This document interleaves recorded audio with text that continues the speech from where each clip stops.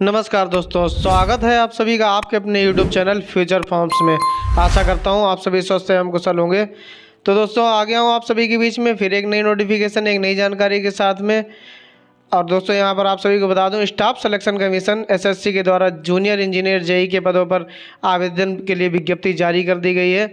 आइए इसके लिए यहाँ पर आप सरकारी रिजल्ट.com के पेज पर जाएंगे। यहाँ पर आप सरकारी रिजल्ट.com टाइप करेंगे और इसके बाद में आप इंटर करेंगे। आपके सामने एक पेज ओपन हो जाएगा। यहाँ पर मैं आप सभी को जितनी भी नोटिफिकेशंस होता हूँ वो सरकारी रिजल्ट के जरिए ही बताता हूँ। तो आप यहाँ पर जाएंगे, यहाँ पर आप थोड़ा नीचे स्क्रॉल करेंगे और यहाँ पर आप नीचे स्क्रॉल करेंगे तो आपको यहाँ पर जो लेटेस्ट जॉब है इसमें आपको एक नोटिफिकेशन यहाँ पर देखने को मिलेगी। SSC junior engineer JE online form 2024, इस पर आप क्लिक करेंगे और इस पर क्लिक करते ही आपके सामने एक न्यू टैब ओपन हो जाएगा। यहाँ पर जो न्यू टैब ओपन होगा उसमें आपके सामने कुछ इस प्रकार का इंटरफेस होगा। यहाँ पर आप थोड़ा सा नीचे स्क्रॉल करेंगे जब यहाँ पर, तो आपको कुछ इस प्रकार का इंटरफेस शो होगा। यहाँ पर आप सभी देख पा रहे हैं, स्टाफ सिलेक्शन कमीशन एसएससी के द्वारा junior engineer civil electrical mechanical के पदों पर आवेदन के लिए विज्ञप्ति जारी करी गई है। यहाँ पर जो इम्पोर्टेंट डेट्स हैं आपको बताता चलूँ तो यहाँ पर दोस्तों ने जो आवेदन प्रक्रिया है वो 28 मार्च 2024 से शुरू हो चुकी है और इसकी अंतिम तिथि जो है वो 18 अप्रैल 2024 निर्धारित करी गई है। यहाँ पर जो आवेदन शुल्क जमा करने की अंतिम तिथि है वो 19 अप्रैल 2024 निर्धारित करी गई है और जो करेक्शन टेस्ट है दोस्तों वो यहाँ पर 22 से 23 अप्रैल 2024 निर्धारित करी गई है। तो आप लोग जो भी आवेदन पत्र में कमियाँ रह जाएँ उन्हें आप सुधार कर सकते हैं 22 से 23 अप्रैल 2024 के बीच में। यहाँ पर जो CVT मोड से एग्ज़ाम यहाँ पर अटेम्प्ट कराया जाएगा। यहाँ पर आपका जो पेपर फर्स्ट है इसकी जो एग्ज़ाम डेट है वो 4 से 6 जून 2024 निर्धारित करी गई। जो पेपर सेकंड है उसके भी एग्ज़ाम डेट नोटिफाइड नहीं करी गई है, मतलब प्रकाशित नहीं की गई है। यहाँ पर आवेदन शुल्क की बात करें दोस्तों तो जो आवेदन शुल्क यहाँ पर निर्धारित किया गया है वो जनरल OBC और EWS अर्थात इकोनॉमिक वीकर सेक्शन के लिए 100 रुपये आवेदन शुल्क निर्धारित किया गया है। और वहीं पर SC ST PH physically handicapped और सभी वर्ग की महिलाओं के लिए जो आवेदन शुल्क है वो 0 रुपये निर्धारित किया गया, मतलब इन सभी वर्ग के लोगों से आवेदन शुल्क नहीं लिया जाएगा। आवेदन शुल्क का भुगतान आप सभी आवेदक debit card, credit card, net banking के माध्यम से ऑनलाइन या फिर ई-चालान जनरेट करके आप ऑफलाइन मोड से फीस पेमेंट कर सकते हैं। आइए देखते हैं यहाँ पर किस प्रकार की जा रही है आयु सीमा की गणना। तो यहाँ पर आप थोड़ा सा नीचे स्क्रॉल करेंगे, यहाँ पर आप सभी देख पा रहे हैं 1 अगस्त 2024 के अनुसार यहाँ पर आयु सीमा की गणना की जा रही है, जिसके अनुसार यहाँ पर जो न्यूनतम आयु है वो निर्धारित नहीं की गई है और ये जो अधिकतम आयु है वो यहाँ पर CPWD और CWC पोस्ट के लिए 32 वर्ष अधिकतम निर्धारित की गई है और अन्य अदर पोस्टों के लिए जो इसमें अधिकतम आयु है वो 30 वर्ष निर्धारित की गई है। दोस्तों यहाँ पर जो अधिकतम आयु में छूट की सुविधा भी आवेदकों को दी जा रही है, इसके लिए आप नोटिफिकेशन को एक बार ध्यानपूर्वक पढ़ लेंगे। और आगे बढ़ते हैं, यहाँ पर कितने पदों पर आवेदन विज्ञप्ति जारी की गई है। तो यहाँ पर नीचे स्क्रॉल करेंगे इसके लिए आप थोड़ा सा, और यहाँ पर आप सभी देख पा रहे होंगे कि यहाँ पर जो आवेदन विज्ञप्ति है वो कुल 966 पदों पर जारी की गई है। इसके अंतर्गत यहाँ पर अलग अलग विभागों में अलग अलग पदों पर यहाँ पर आवेदन विज्ञप्ति जारी की गई। यहाँ पर जो आपके सामने कुछ इस प्रकार का इंटरफेस शो हो रहा है जिसमें आपको अलग अलग डिपार्टमेंट शो हो रहे हैं। इसके बाद में आपको ट्रेड शो हो रही हैं और इसके बाद में आपको उस डिपार्टमेंट में आवेदन के लिए योग्यता निर्धारित की गई जो वो यहाँ पर शो हो रही है। यहाँ पर आप सभी देख पा रहे हैं जो बॉर्डर रोड का ऑर्गेनाइजेशन BRO के अंतर्गत जो सिविल इलेक्ट्रिकल और मैकेनिकल के जो पद है इसके अंतर्गत आवेदन करने के लिए आवेदक जो है वो BE या BTech डिग्री निर्धारक होना चाहिए संबंधित ट्रेड में, या फिर संबंधित ट्रेड में डिप्लोमा धारक होना चाहिए 2 वर्ष के कार्य अनुभव के साथ में। इस प्रकार से यहाँ पर योग्यता दी हुई है। अगला विभाग जो यहाँ पर दिया हुआ है आप सभी देख पा रहे हैं, यहाँ पर जो अगला विभाग दिया हुआ है वो central public works department CPWD का दिया हुआ है, जिसके अंतर्गत सिविल इलेक्ट्रिकल और मैकेनिकल ट्रेड पर आवेदन के लिए आवेदक जो है वो संबंधित ट्रेड में इंजीनियरिंग डिप्लोमा धारक होना चाहिए। इस तरह से आप यहाँ पर देख पा रहे सारी योग्यताएँ दी हुई हैं अलग अलग पदों के लिए। तो यहाँ पर आप जो अगला विभाग है वो नीचे दिया हुआ है। यहाँ पर central water and power research station के अंतर्गत जो सिविल इलेक्ट्रिकल और मैकेनिकल ट्रेड के में पद है इस पर आवेदन के लिए आवेदक संबंधित ट्रेड में इंजीनियरिंग डिप्लोमा धारक होना चाहिए। और अगला जो विभाग है यहाँ पर सेंट्रल वाटर कमीशन CWC का है। इसके अंतर्गत सिविल और मैकेनिकल ट्रेड के पदों पर आवेदन के लिए आवेदक जो है वो इंजीनियरिंग डिग्री धारक होना चाहिए या फिर संबंधित ट्रेड में डिप्लोमा धारक होना चाहिए। अगले पद को देखने के लिए यहाँ पर थोड़ा सा आप नीचे स्क्रॉल करेंगे और यहाँ पर जैसा कि आप सभी देख पा रहे हैं, यहाँ पर जो डायरेक्टोरेट ऑफ क्वालिटी एश्योरेंस ने नवल के विभाग के अंतर्गत जो इलेक्ट्रिकल और मैकेनिकल के ट्रेड के पद हैं, इस पर आवेदन के लिए आवेदक जो है वो संबंधित ट्रेड में डिग्री धारक होना चाहिए या फिर संबंधित ट्रेड में डिप्लोमा धारक होना चाहिए 2 वर्ष के कार्य अनुभव के साथ में। और जो यहाँ पर अगला विभाग है वो है फक्का बैराज प्रोजेक्ट का, जिसके अंतर्गत सिविल, इलेक्ट्रिकल और मैकेनिकल के पद हैं। इस पद पर आवेदन के लिए आवेदक जो है वो संबंधित ट्रेड में इंजीनियरिंग डिप्लोमा धारक होना चाहिए।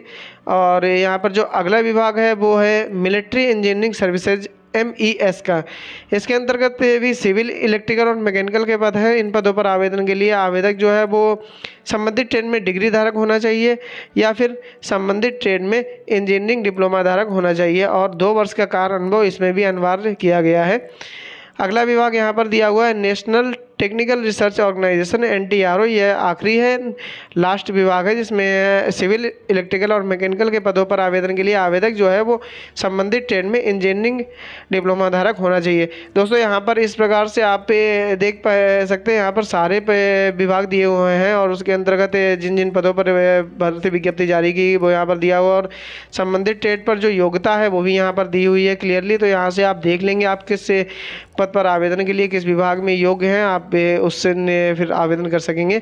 और आगे बढ़ते हैं, यहाँ पर देखेंगे कि आवेदन प्रक्रिया क्या है। इसके लिए आप नीचे थोड़ा सा स्क्रॉल करेंगे तो दोस्तों आप सभी को पता होगा यहाँ पर SSC में अभी कुछ समय पूर्व ही लाइव फ़ोटो का प्रोसीजर यहाँ पर चालू किया गया है। ये तो इस फॉर्म में भी सभी आवेदकों को लाइव फ़ोटो क्लिक करनी होगी। लाइव फ़ोटो क्लिक करने के लिए आपका जो बैकग्राउंड है वो लाइट हल्के कलर का होना चाहिए और ये सभी आवेदकों को बिल्कुल स्ट्रेट बैठना है और दोनों आँखें बिल्कुल खुली हुई होनी चाहिए लाइव फ़ोटो क्लिक करते टाइम। इस चीज़ का विशेष रूप से ध्यान करना है। लाइव फ़ोटो क्लिक करते टाइम आपको बिल्कुल स्ट्रेट बैठना है और जो बैकग्राउंड है वो लाइट कलर का होना चाहिए, अनिवार्य है। और यहाँ पर डेट्स मैं आप सभी को पहले ही बता चुका हूँ, 28 मार्च 2024 से आवेदन प्रक्रिया शुरू हो चुकी है और अंतिम तारीख जो है वो यहाँ पर 18 अप्रैल 2024 निर्धारित की गई।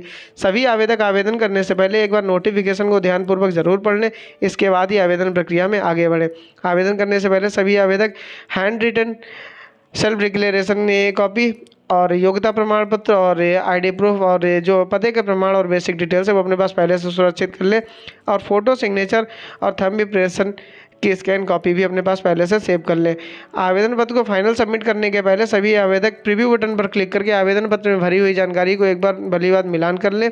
इसके बाद ही फाइनल सबमिट बटन पर क्लिक करें और सभी आवेदक आवेदन शुल्क का भुगतान करना अनिवार्य है। जिन आवेदकों को आवेदन शुल्क में छूट दी गई है उनके लिए ये कंपलसरी नहीं है, लेकिन जिनको आवेदन शुल्क जमा करना है वो ज़रूर जमा करें। आवेदन शुल्क जमा ना करने की स्थिति में आवेदन पूर्ण नहीं माना जाएगा। और आवेदन पत्र को फाइनल सबमिट करने के बाद में इसका एक प्रिंट आउट अपने पास जरूर सेव कर लें जो भविष्य में आपके काम आएगा। तो दोस्तों ये चीज़ ध्यान रखनी है आपको विशेष रूप से कि फ़ीस का पेमेंट जरूर करना है और इसी के साथ में आपको फाइनल सबमिट करने के बाद में इसका एक प्रिंट आउट जरूर से ज़रूर अपने पास सेव कर लेना है। और नोटिफिकेशन को आवेदक जो है वो आवेदन करने से पहले ज़रूर पढ़ लें, इसके बाद ही आवेदन प्रक्रिया में आगे बढ़े। आइए देखते हैं यहाँ पर कहाँ से करेंगे आवेदन। तो इसके लिए आप थोड़ा सा नीचे यहाँ पर स्क्रॉल करेंगे तो यहाँ पर आपको अप्लाई ऑनलाइन का लिंक मिलेगा। आप अप्लाई ऑनलाइन के सामने देख सकते हैं यहाँ पर रजिस्ट्रेशन और लॉगिन 2 लिंक दिए हुए हैं। तो यहाँ पर रजिस्ट्रेशन बटन पर क्लिक करेंगे तो रजिस्ट्रेशन बटन पर क्लिक करते ही आपके सामने एक न्यू टैब ओपन हो जाएगा। न्यू टैब ओपन होते ही आपके सामने कुछ इस प्रकार का इंटरफेस यहाँ पर ओपन होगा। यहाँ पर आप सभी देख पा रहे हैं वन टाइम रजिस्ट्रेशन की जो प्रोसेस अभी SSC के द्वारा चालू की गई है उस चीज़ का यहाँ पर पेज ओपन हो गया। यहाँ पर आपका जो पहला स्टेप होगा उसमें आपकी पर्सनल डिटेल्स फिल होंगी, सेकंड स्टेप में आपका पासवर्ड क्रिएट होगा और थर्ड स्टेप में आपकी एडिशनल डिटेल्स जिसमें आपकी नेशनलिटी, एड्रेस और एजुकेशन डिटेल्स और फोर्थ स्टेप में आपकी डिक्लेरेशन को आपको चेक बॉक्स पर क्लिक करके सबमिट करना होगा। इसके बाद में आपका one time OTR registration complete हो जाएगा और यहाँ से आप कंटिन्यू पर बटन पर क्लिक करके OTR रजिस्ट्रेशन कर सकते हैं। और दोस्तों आगे बढ़ते हैं, यहाँ पर जो आपके सामने दूसरी लिंक दी हुई लॉगिन की, यहाँ पर क्लिक करके जो आवेदक OTR में रजिस्ट्रेशन पहले से ही कर चुके हैं वो यहाँ पर क्लिक करके अपना रजिस्ट्रेशन नंबर यहाँ पर फिल करेंगे फर्स्ट कॉलम में और सेकंड कॉलम में वो अपना पासवर्ड फिल करेंगे। और इसके बाद में आप यहाँ पर जो नीचे कैप्चा दिया हुआ है कैप्चा कोड वो फिल करने के बाद में आप लॉगिन बटन पर क्लिक करके संबंधित आवेदन प्रक्रिया में आवेदन कर सकेंगे।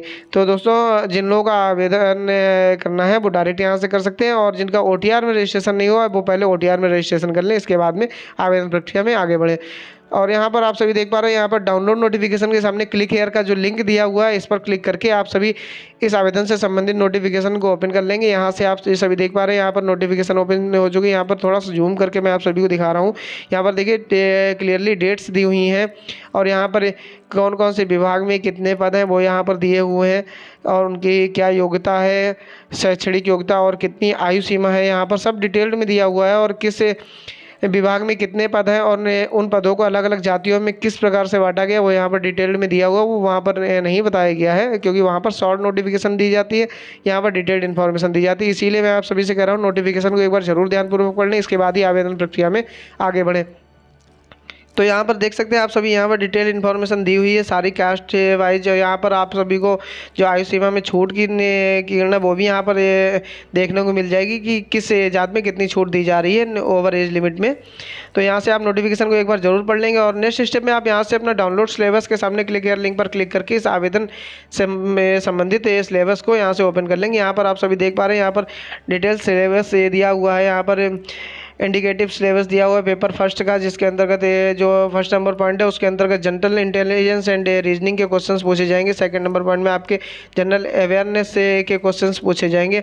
और थर्ड नंबर पॉइंट में आपके यहाँ पर general engineering, civil and structural and electrical and mechanical से संबंधित क्वेश्चन यहाँ से आपसे पूछे जाएंगे। और जो यहाँ पर पार्ट वाइज दिया हुआ है, सिविल इंजीनियरिंग का यहाँ से अलग डिटेल्ड इन्फॉर्मेशन दी है। पार्ट बी में आपका यहाँ पर नीचे स्क्रॉल करेंगे तो यहाँ पर इलेक्ट्रिकल इंजीनियरिंग के अलग सिलेबस दिया हुआ है। और इसी प्रकार से आपका पार्ट सी में यहाँ पर नीचे मैकेनिकल इंजीनियरिंग का अलग से सिलेबस दिया हुआ है कि किस किस से संबंधित क्वेश्चंस यहाँ पर आपसे पूछे जाएंगे।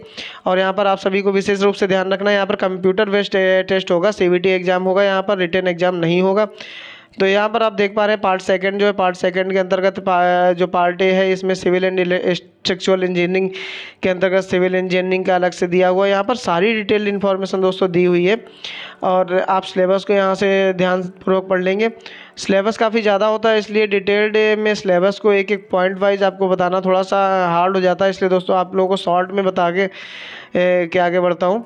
यहाँ पर देखिए पार्ट सी में मैकेनिकल इंजीनियरिंग का दिया हुआ है। इस तरीके से आप 6 पेज में टोटल सिलेबस यहाँ पर दिया हुआ, आप जिस पद पर आवेदन करना चाहते हैं उस पद से संबंधित सिलेबस को यहाँ से देख लेंगे। इसके बाद ही आप आवेदन प्रक्रिया में आगे बढ़ेंगे। आपको यहाँ पर सिलेबस देखना ज़रूरी होता है, जिससे आपका पेपर में क्या पूछा जाएगा वो आपको जानकारी हो जाए।